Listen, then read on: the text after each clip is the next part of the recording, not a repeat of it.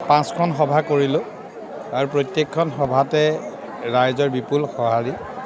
আমাৰ প্ৰায় নিৰ্বাচনী প্ৰচাৰ শেষেই হৈছে। কালিলৈ 2খন সভা আৰু অন্তিম দিনা 1খন সভা ৰাখিছোঁ। গতিকে ৰাইজৰ সঁহাৰি আমাক উৎসাহিত কৰিছে আৰু এতিয়া বেছি সভা কৰিলে একেখিনি মানুহকে লৈ কৰা হ'ব। সেইকাৰণে পৰীক্ষা দিবলৈ ৰিভাইজ কৰি পঢ়াৰ নিচিনা কথা হ'ব।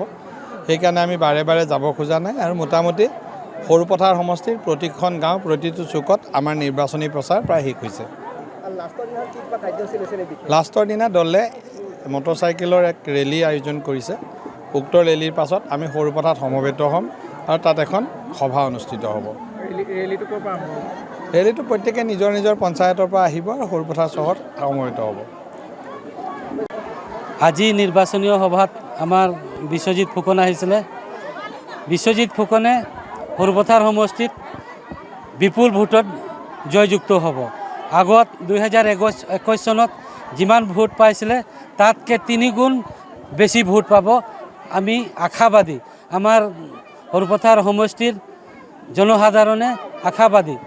যেনেকুৱা ডেভেলপ হৈছে এনেকুৱাই জনসাধাৰণে ভোট দি জয়যুক্ত কৰিব। সহায় মানে কি আছে, আমি ভোট যোগেদি সহায় কৰিম। জনসাধাৰণে ভোট যোগেদি সহায় কৰি আছে আৰু কৰিব। আৰু যেনেকুৱা এটা মিটিঙত 1000, 1500, 2000 সদায় মিটিং হৈ আছে। আজি 5টা মিটিং মাৰিলে, আমিও আছিলোঁ। ৰেংমাগাৰানৰ লাষ্টত আছিলে। একটা মিটিঙত আমি চাইছোঁ 2000, 2500 মানুহ সদায় হৈ আছে। তো সেইটো কাৰণে আমাৰ সৰুপথাৰৰ জনসাধাৰণে আশাবাদী। আৰু বেলেগ কিবাকিবি দল আছে, এইকেইটা একো ফেক্টৰ নহয়, কোনো ফেক্টৰ নহয়। বিজেপি দললৈকে একো ফেক্টৰ নহয়, বিশ্বজিৎ ফুকনলৈকে একো ফেক্টৰ নহয়। বিশ্বজিৎ ফুকন 2021 চনত যিমান ভোট পাইছিলে তাতকৈ 3 গুণ বেছি ভোট পাব বুলি আমি আশাবাদী। তেখেতে বিগত সময়ছোৱাত কি কাম কৰিলে? যেতিয়ালৈকে জনসাধাৰণে সৰুপথাৰত ভোট সৃষ্টি হ'ল, ভোট দিছিলে, তেতিয়ালৈকে যেনেকুৱা আছিলে আগত, সি এতিয়া 5 বছৰ হোৱা নাই। তেওঁ যেনেকুৱা কাম কৰিছে, মানে 126টা সমষ্টিৰ ভিতৰত সৰুপথাৰতে ডেভেলপ বেছি হৈছে, ৰাস্তা বেছি হৈছে, উন্নয়ন বেছি হৈছে।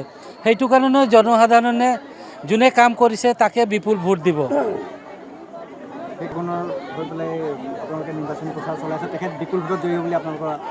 লাকত যাব, লাকত কৈছোঁ মই, আৰু একো নকওঁ।